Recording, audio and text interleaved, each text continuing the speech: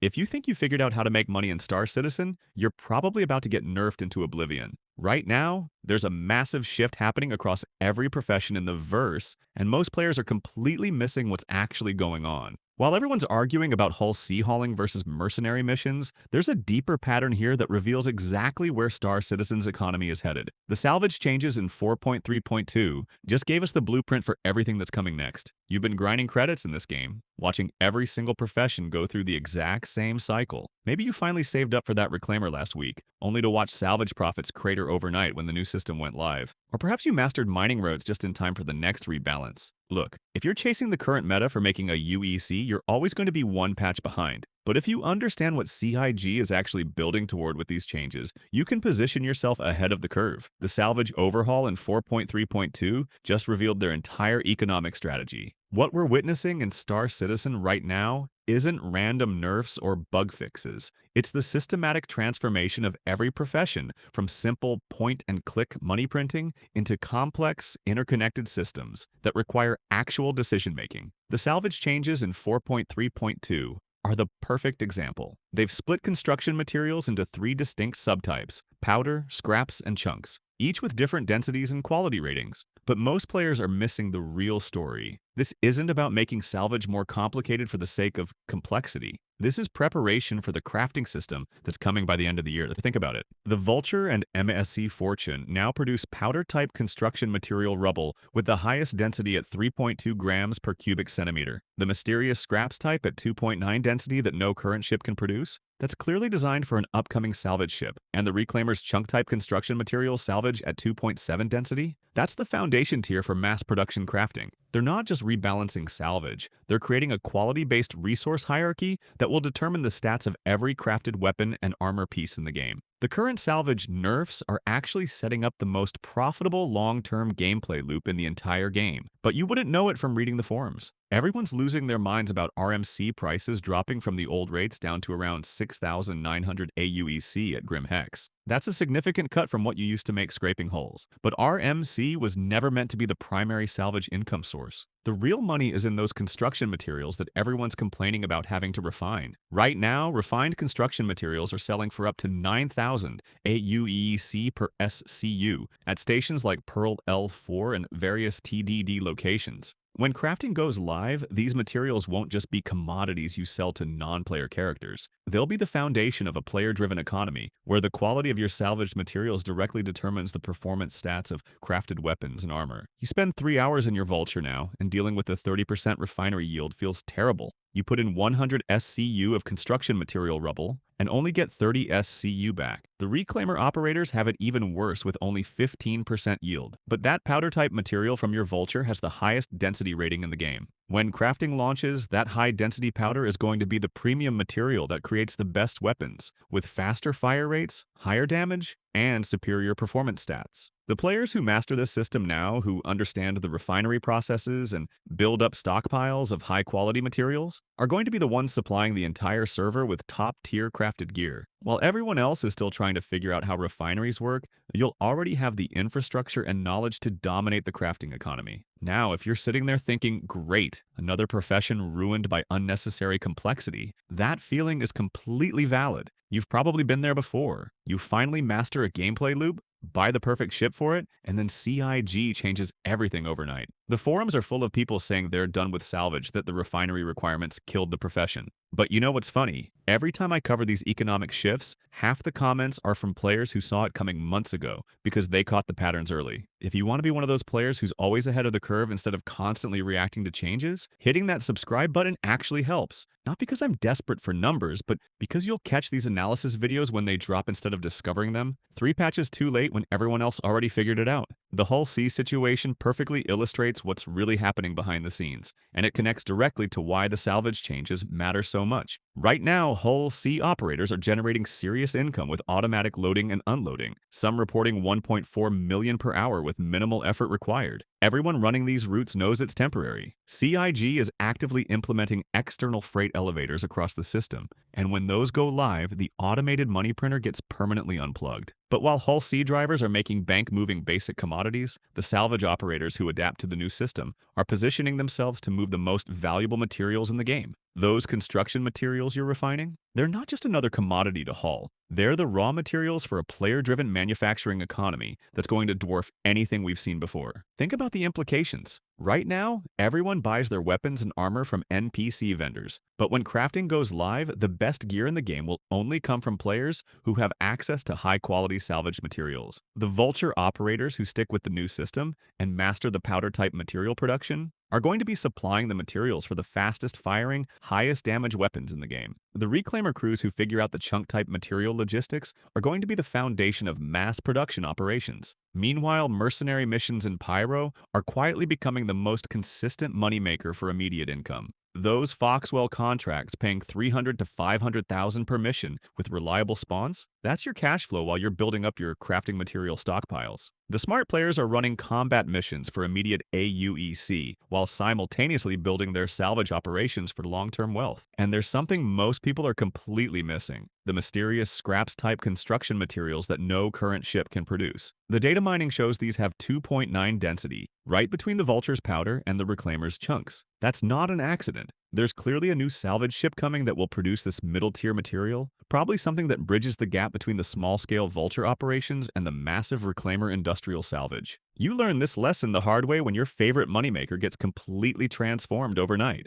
Maybe you spent weeks perfecting your Reclaimer operations, had your salvage sites memorized, were pulling in consistent profits with the old system. Then 4.3.2 drops and suddenly you're dealing with construction material salvage that needs refining, yield rates that seem impossibly low, and a completely different workflow. You're frustrated, honestly. You spend the first few days complaining on Spectrum about how CIG ruined salvage, how the 15% refinery yield makes the Reclaimer worthless, how the new system is too complicated for casual players. But then you start digging into the crafting information from Citizen Con. You realize that your chunk-type construction material salvage isn't just another commodity, it's going to be the foundation material for mass-produced crafted items. You start doing the math. Sure, you only get 15 SCU back from every 100 SCU you refine, but those 15 SCU are selling for 9,000 AUEC each at the right stations. More importantly, when crafting goes live, those materials are going to be in constant demand from players who want to manufacture gear for their entire organization. That's when it clicks. CIG isn't trying to ruin salvage.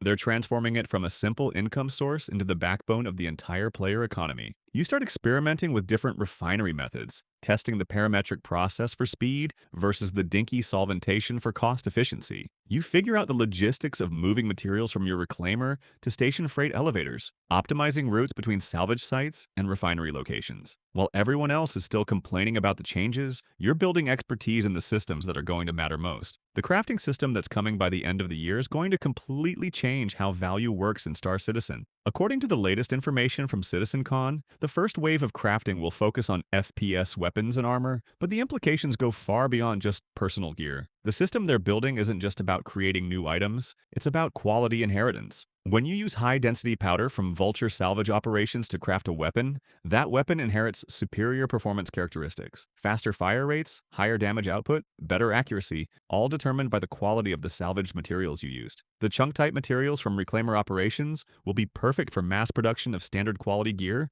while the powder-type materials will create the premium equipment that serious combat pilots demand. But most players are completely missing this. It creates a three-tier economy that mirrors real-world manufacturing. The Reclaimer operations become your heavy industry, producing bulk materials for standard equipment manufacturing. The Vulture and MISC Fortune operations become your precision manufacturing suppliers, creating the high-quality materials for premium gear. And that mysterious scraps-type material that no current ship produces? That's clearly designed to fill the middle market, probably for specialized equipment that's better than mass-produced gear, but not as expensive as premium crafted items. The economic implications are staggering. Right now, everyone buys weapons and armor from NPC vendors for fixed prices. But when crafting goes live, the best gear in the game will only be available through player manufacturing. The organizations that control high-quality salvage operations will essentially control the server's military capabilities. If your org can produce weapons that fire 20% faster and deal 15% more damage than store-bought alternatives, you have a massive advantage in both PVE and PVP scenarios. And it's not just about combat gear. The crafting system is designed to expand into ship components, consumables, and eventually entire ship manufacturing. The salvage operators who master these systems now are positioning themselves to become the industrial backbone of the entire player economy. While everyone else is still trying to figure out basic refinery operations, you'll already have the infrastructure, knowledge, and material stockpiles to dominate multiple manufacturing sectors. The smart money right now is building expertise across multiple salvage ship types. Learn the Vulture for high-quality powder production, understand reclaimer operations for bulk chunk materials, and keep an eye on whatever new ship produces those scraps-type materials. The players who can operate across all three tiers of the salvage economy will be the ones who control the crafting markets when the system goes live. The Star Citizen community remains split on these salvage changes, and the debates reveal fascinating insights about how players approach the game's evolution. You've got the immediate gratification crowd complaining about lower RMC prices and complicated refinery processes. They're focused on today's patch and today's profits, missing the bigger economic transformation happening right in front of them. Then you have the long-term thinkers who are quietly building expertise in the new systems.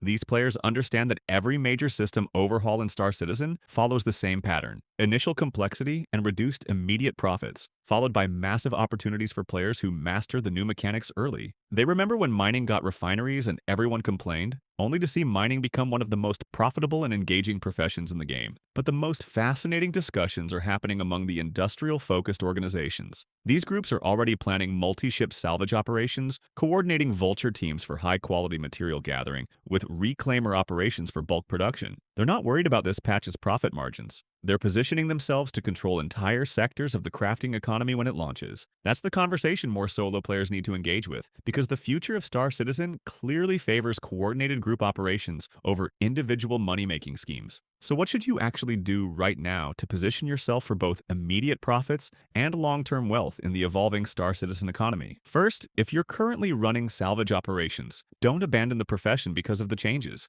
Instead, invest time in learning the new refinery systems thoroughly. Test different refinery methods: parametric for speed, fair in exchange for balance, dinky solventation for cost efficiency. Figure out which approach works best for your operation scale and time availability. Second, start building relationships with haulers and combat pilots. The new salvage system requires more logistics coordination than before. You need reliable transport for moving refined materials to the best-paying stations. You also need security for high-value cargo runs, especially when moving materials through pyro space where the best prices often are. The solo salvage operator who tries to handle everything alone is going to struggle against coordinated teams. Third, diversify your salvage capabilities across different ship types. If you're currently running a Vulture, start saving for reclaimer access to understand bulk operations. If you're a reclaimer operator, spend time in a Vulture to learn high-quality material production. When that new scraps-producing ship launches, you want to be ready to integrate it into your operations immediately. Fourth, start stockpiling refined construction materials now, before crafting goes live. The players who have warehouses full of high-quality powder, scraps, and chunks when the crafting system launches are going to be the ones setting market prices. Don't just sell everything immediately for today's commodity prices. Think about the value these materials will have when they become the foundation of player-manufactured gear. Finally, focus on building networks with other industrial players. The future economy is going to favor groups that can coordinate salvage operations, refinery logistics, material transport, and eventually manufacturing operations. The solo players who adapt to work within these larger economic networks will thrive, while those who insist on going it alone will find themselves increasingly marginalized. The salvage changes in 4.3.2 aren't just about one profession. They're a preview of how every system in Star Citizen is evolving toward complexity, interdependence, and long-term strategic thinking. The players who understand this pattern and adapt early will control the economy when these systems mature. The ones who keep chasing patch-to-patch profit optimization will always be one step behind. What's your strategy for the crafting economy? Are you building stockpiles of high-quality materials,